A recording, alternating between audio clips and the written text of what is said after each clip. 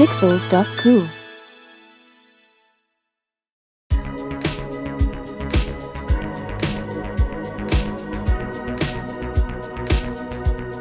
Welcome to you. Remember, if you'd like to see the finished product we're working on, see the website. We've opened the project file we saved at the end of the previous explainer. We're going to embed a YouTube video here on the second slide, which is currently blank. First, I'm going to add a simple text box and type, "What is immersive technology? Watch this short video." I'll make this text look a bit more like a title. To embed a YouTube video, we of course need to find a video first. I've searched YouTube for what is immersive technology and eventually found this video I like. Start by clicking the share button here, then click embed. Copy all the code shown here. Back in Storyline, go to Insert, Video, Video from Website.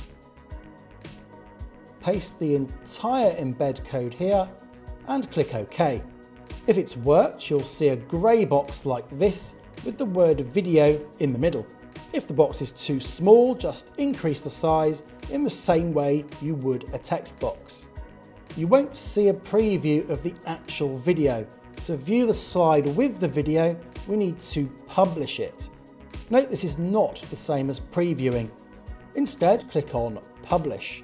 The easiest way to quickly publish projects is to select Web. This means the project will preview in your web browser. Give the preview file a sensible name.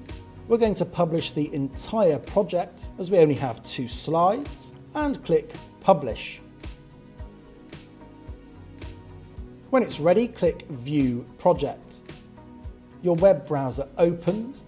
This is exactly how your students or clients will see your project, and you should find you can now play the video within the slide. Close your browser down and return to Storyline. To complete this slide, I'm going to change the background color to something other than white. To do this, just for the current slide, right-click on an empty area and select Format Background. I'm going for a dark blue background with no transparency. Make sure you save the latest version of the project file, which for me is now version 4. In the next explainer, we'll create a new slide with automated audio narration and introduce how we can animate and sequence objects. For example, so a picture fades in before a text box appears.